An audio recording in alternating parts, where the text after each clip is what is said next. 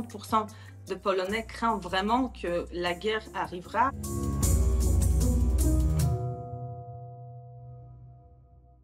Chers amis du Dessous des cartes, voici une leçon de géopolitique, une interview carte sur table en lien avec l'actualité internationale. Et aujourd'hui, direction la Pologne et son Premier ministre Donald Tusk qui s'impose comme un leader européen dont la voix porte ces derniers temps. Parce que c'est un Européen convaincu, parce que la Pologne partage plus de 500 km de frontières avec l'Ukraine, parce que l'économie polonaise est dynamique, sa politique de défense ambitieuse, parce que l'Allemagne et la France, il faut le dire, traversent des crises, parce que le poids stratégique de l'Europe orientale se confirme. Alors précisément, cette affirmation polonaise, on va en discuter avec vous, Anna Kowalska, bienvenue. Bonjour. Vous êtes journaliste et correspondante à la télévision publique polonaise. Alors d'abord, première question, est-ce que vous pouvez nous rappeler qui est Donald Tusk, comment et pourquoi son retour récent au pouvoir marque vraiment une rupture avec plusieurs années d'illibéralisme où l'état de droit et l'ancrage européen de la Pologne avaient été mis à mal? Je pense qu'en France, on peut connaître Donald Tusk parce qu'il a occupé pendant 5 ans le poste le plus important de l'Union européenne. Il était entre 2014 et 2019 le chef de Conseil européen, donc c'est pour ça il est très aguerri au niveau européen et connu en Europe entière. En ce qui concerne la Pologne, c'est pas la première fois qu'il est Premier ministre. Il était déjà Premier ministre entre 2007 et 2014. En 2014, son parti, Plateforme civique, c'est un parti centre-libéral, centre-gauche, jusqu'à légèrement, en ce qui concerne l'économie centre-droite. Ils ont perdu les élections contre PiS, Droit et Justice, un parti de droite ultra-conservateur qui est donc resté au pouvoir en Pologne pendant 8 ans, pendant 2 mandats, jusqu'à 2023. Et cette période de règne de PiS en Pologne a été marquée surtout par une sorte d'embrouille avec l'Union européenne, les attentes à l'état de droit en ce qui concerne les droits des médias, justice aux femmes, des minorités. Ça a coûté cher la Pologne parce que l'article 7, c'est-à-dire l'article un peu bombe atomique de l'Union européenne qui peut suspendre le droit de vote, a été lancé contre la Pologne vis-à-vis justement cette attente de l'état de droit. Il y a un parti de Polonais qui ont vécu très mal, qui se sont très pro-européennes.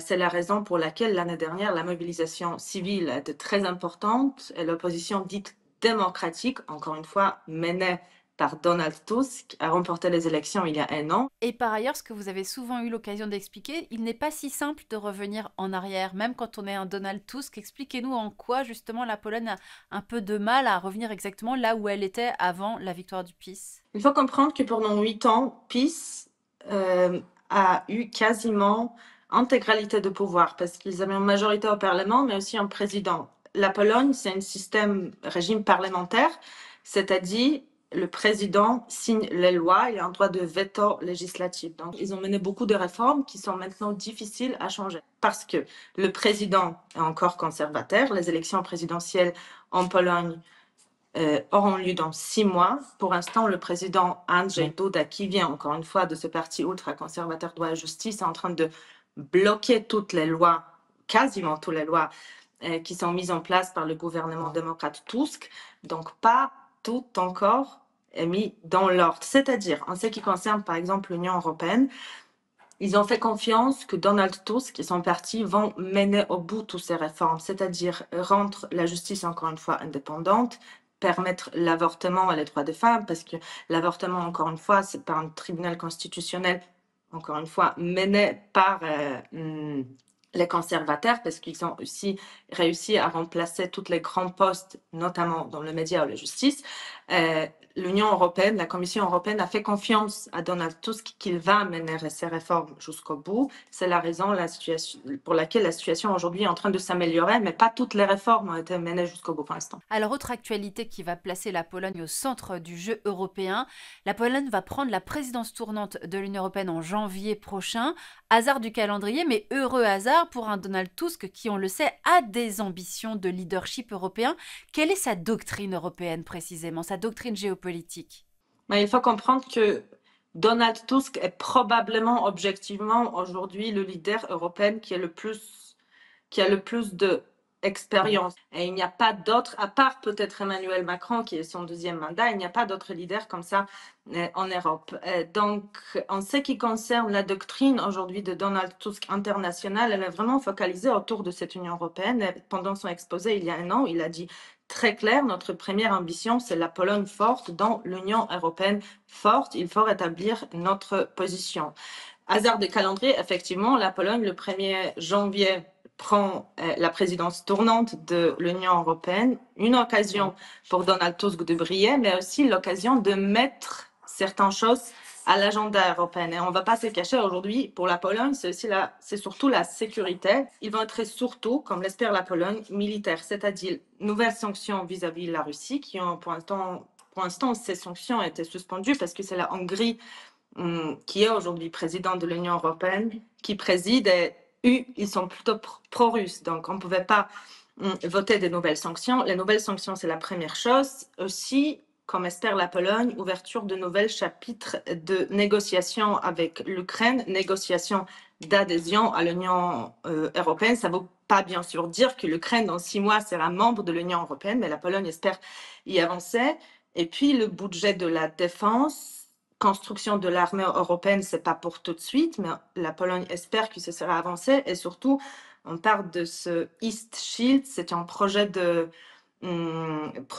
système de défense aérien et terrestre sur notre frontière avec la Biélorussie. La Pologne voulait le financer toute seule, mais vu qu'on prend la présidence, on pense que c'est un budget européen et tout le monde devrait y participer parce que la sécurité européenne est en jeu. C'est pas seulement la sécurité polonaise. Anna, je voudrais vraiment qu'on comprenne avec vous à quel point pour les Polonais, la guerre, c'est une menace très proche, très concrète, très réelle. Par exemple, il y a quelques jours, la Pologne a fait décoller des avions de chasse pour protéger son territoire pendant une attaque massive de la Russie contre des infrastructures ukrainiennes.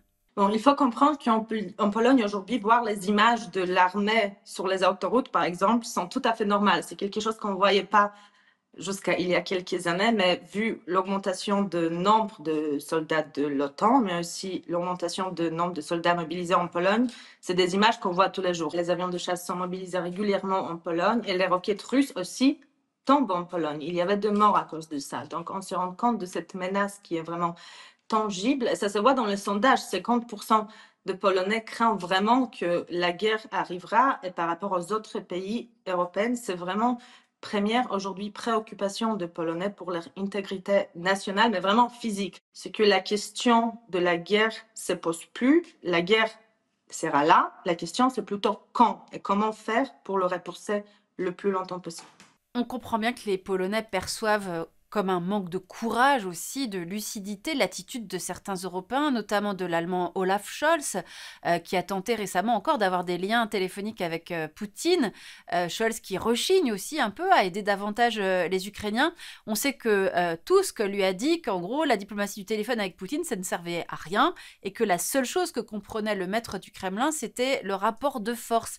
Est-ce que cela veut dire que les Polonais sont déçus par cette partie-là de l'Europe, notamment l'Allemagne, notamment peut-être aussi la France? Cet appel de Olaf Scholz a été absolument mal compris par les Polonais. On ne comprenait pas encore une fois comment on peut parler avec criminels de guerre. On ne devrait pas lui donner ce genre d'occasion. La Russie doit, selon la Pologne, être isolée, stigmatisée, et c'est la seule façon d'en finir avec la guerre. On est très content que les Européens de l'Ouest ont enfin compris que ce soutien est très important. Et si on regarde le discours notamment du président de la République, Emmanuel Macron, il a beaucoup changé pendant 2 ans. Au début, il voulait négocier avec la Russie. Il parlait de ne pas stigmatiser la Russie. Maintenant, ce discours est différent, aligné avec le nôtre. Et on est assez fiers qu'enfin on se sent écouté. Alors les Roumains, la Roumanie, elle, semble divisée sur ce même sujet. À en croire, et il faut qu'on en parle avec vous, la campagne électorale en cours, au cours de laquelle on voit l'extrême droite grimper, une extrême droite qui précisément brandit la menace de la guerre et donc rappelle la nécessité de ne pas provoquer la Russie. Candidat d'extrême droite qui demande de suspendre les aides à Kiev, et cela a l'air de marcher sur une partie de l'opinion roumaine. Comment vous expliquez cette différence de psyché entre Polonais et Roumains? Je pense que ça vient vraiment de notre, rapport avec l'histoire vis-à-vis la Russie. Vous savez, la Pologne, jusqu'à 89, était sous influence russe. On ne faisait pas partie comme l'Ukraine de partie de l'Union soviétique, mais on était vraiment sous influence russe. Roumanie par ailleurs aussi, mais là avec le régime Ceausescu, c'était légèrement différent et c'est vis-à-vis la Russie, ils se sont tout de suite quasiment séparés de cette influence russe très profonde. Et les Polonais, c'est 50 ans de régime communiste. On est toujours persuadés que ça nous a coûté notre développement pro-européen, alors que les Polonais sont très pro-européens. Soutenir aujourd'hui la Russie au niveau politique en Pologne serait un suicide politique. Vraiment, il n'y a aucun parti qui est pro-russe en Pologne, justement à cause de ce sentiment. Anna, parlez-nous maintenant des ambitions militaires de la Pologne dans le détail. Avec un budget défense qui correspond à 4% de son PIB, on le sait, c'est un record au sein de l'OTAN, et en fait, ce n'est qu'un début. Expliquez-nous. Oui, ça sera 4,7%, je pense, dans le budget de 2025, investissement dans l'armée quasiment sans précédent. Je regardais les chiffres. En 2025, la Pologne va dépenser 43 milliards de l'euro pour son armée. Et nous, on pense que justement renforcer l'armée, ça envoie un signal vis-à-vis Vladimir Poutine. Certes, on n'a pas l'armée nucléaire comme la France, mais on peut renforcer, investir. Pour avoir justement cette force de dissuasion. On pense que si on est plus fort, Vladimir Poutine et la Russie auront du mal à nous attaquer. Alors, la Pologne, elle est à la fois très ambitieuse pour sa défense à elle, mais au-delà pour l'Europe de la défense, et l'on comprend bien que c'est un peu le même sujet en réalité. Et en parallèle, la Pologne, elle reste très profondément atlantiste, très attachée aux États-Unis. On se souvient que lors de son premier mandat, Donald Trump avait transféré des soldats de l'OTAN de l'Allemagne vers la Pologne. Trump, à l'époque, semblait proche des Polonais. Alors pourquoi, à la veille de ce second mandat Trump, les Polonais ont-ils l'air d'être aussi inquiets? Expliquez-nous.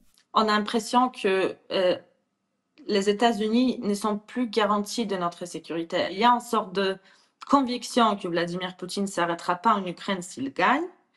Et du coup, notre sécurité aujourd'hui, ici, est en jeu. Et c'est la raison pour laquelle on est si inquiet si jamais Donald Trump, ce qu'il est en train de, en gros, dire, ce qu'il disait pendant sa campagne, arrête le soutien militaire et financier à l'Ukraine, parce que les Polonais sont sûrs, et ça se voit dans les sondages, que l'Ukraine ne peut pas gagner cette guerre sans on ne peut pas au moins mener cette guerre sans les États-Unis et sans soutien des États-Unis.